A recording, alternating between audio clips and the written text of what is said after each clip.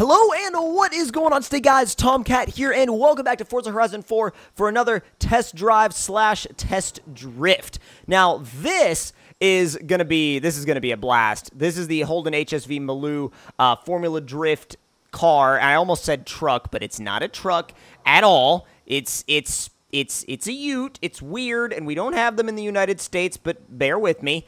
And this thing is just a monster. You can see that huge radiator in the back. I almost said in the bed, but it's really more just bed sides surrounding a tube chassis. I mean, that's pretty much what it is.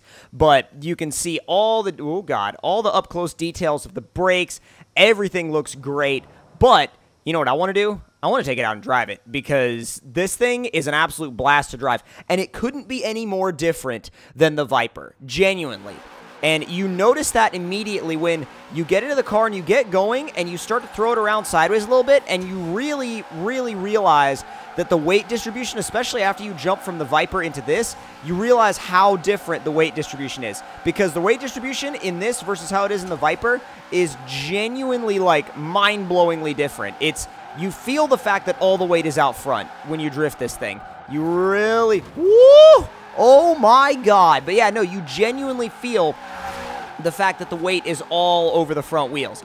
Now, is it harder or easier to drift than the Viper? Well, that depends. And the reason why I say that depends is because it depends on how you drive.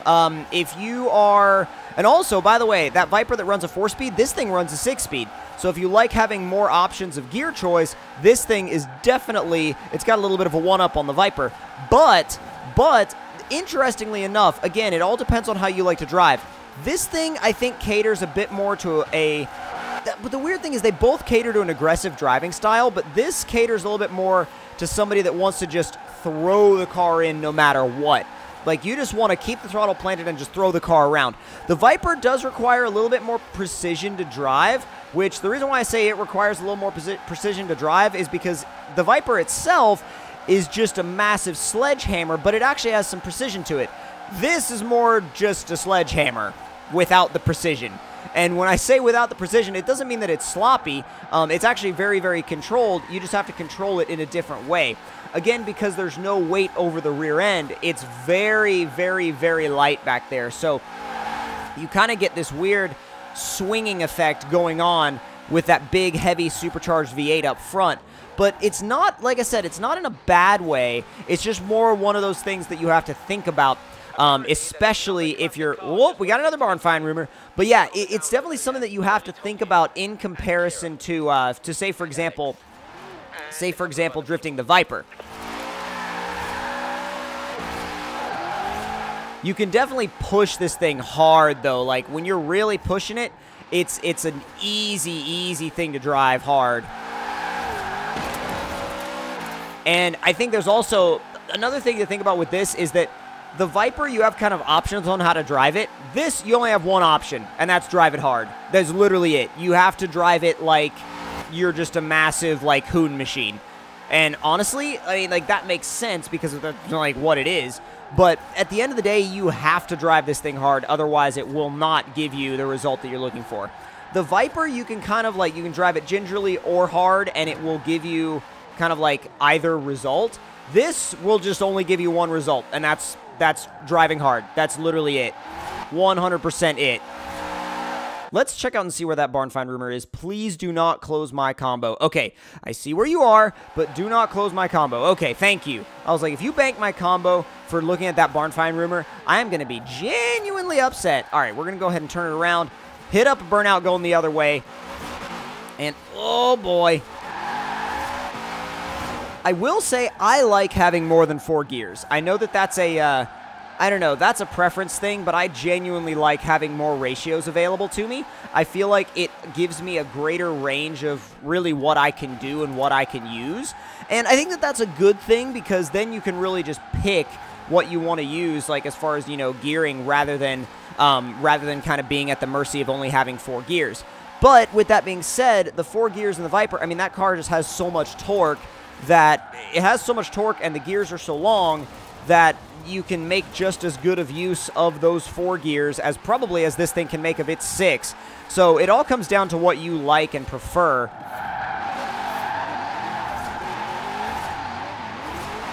Come on, there you go. There you go. Ease it on through. Back one way, back the other way, and easy. Woo, boy. All right, we're going to have to give it a little bit of, yeah, we're going to have to give it a little bit of a wreckage bonus. We didn't have to, but it's kind of like, it's kind of like nice little combo insurance, if you know what I mean. Avoid that mini. All right, I think we're going to head up this hill, and then probably we're going to head up the hill, turn back around, and then we're going to go back down along the coastline. God, going uphill in this thing in 5th is like perfect. It holds it exactly where it needs to be, right at that edge of wheel spin versus traction. Just roll in the ultimate drifts all day long. Absolutely all day long in this thing. Absolutely 100% all day long. It's just a badass looking rig too. Absolutely badass looking rig. Here we go. Back the other way. Woo, back the other way as well.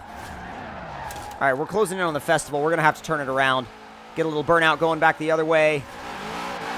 Get the awesome 180, and then start our drift combo again.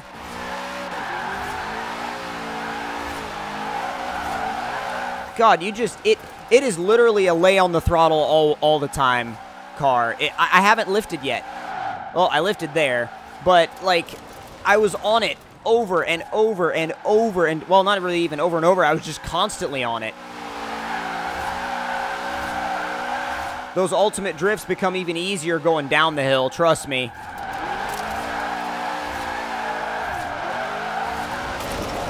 Ooh, this is going to work. Yes. Yes. Oh, I love that line. I love that line. Hello, Ambleside sign. Wow, we came really close to hitting that. Didn't quite hit it, though. I wanted to hit it. Genuinely wanted to hit it, but... Uh-oh. Oh, back the other way, please. Sixth gear is useful. It's not... I wouldn't call 6th gear useless in this thing. I would more just call it something that you would only use at certain times. One of those times being now, when you're going really, really fast. Like, if you're trying to maintain a slide at well over 100 miles an hour, you're going to be in 6th. And believe me, is this thing stable or what? Even though it's super light in the back, it still retains a certain degree of stability, which is really nice.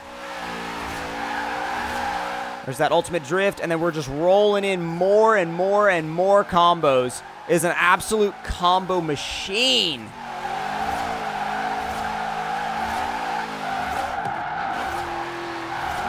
Oh, God. All right.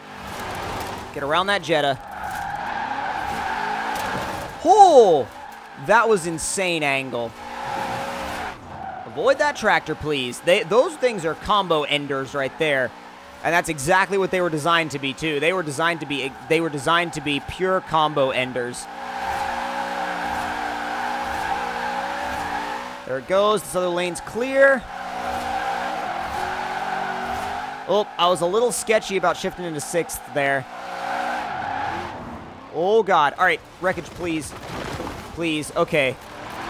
I was like, there's only one way we can save that combo. And I was getting really antsy about it, too, because it was close. It was getting really, really close. Right at about 140. Once we hit 150, we'll turn around.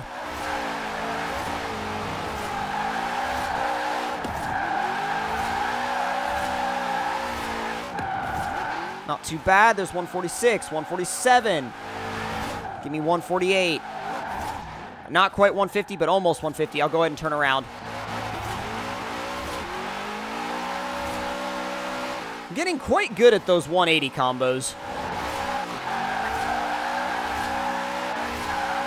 Downhill is even easier. Absolutely. Oh!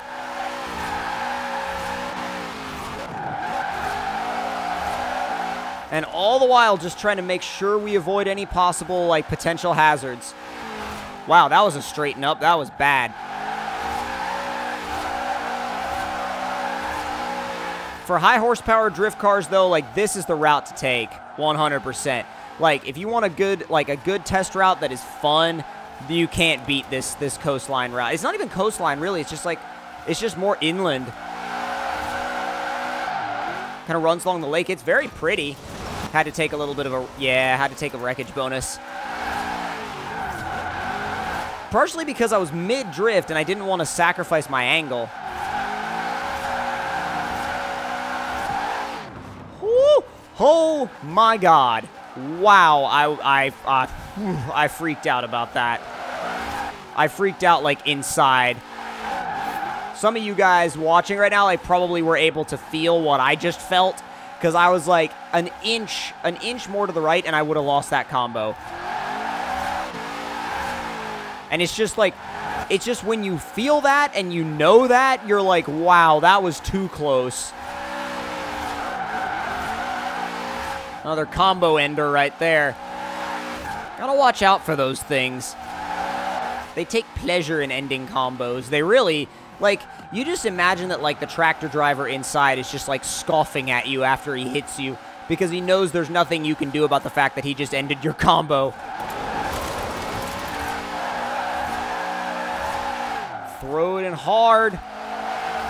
This thing, you just have to manhandle it. No precision here.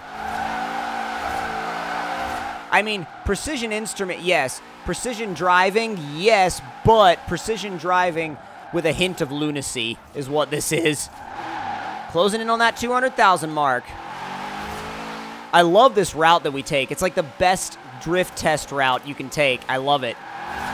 And to be fair, the mountains up north might be a little bit better, but like just for sheer drift testing, I think this works out super well because you have your high-speed stuff, you have your low-speed hairpin stuff, you have pretty much whatever you want in this, like, on this specific little route right here. Where's my ultimate? There's my ultimate.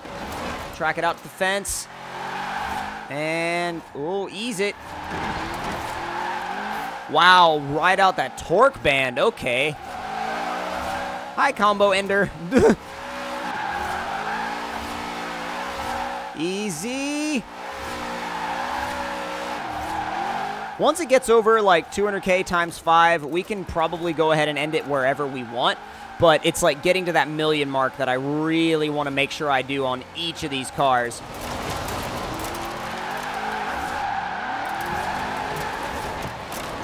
Oh, come on.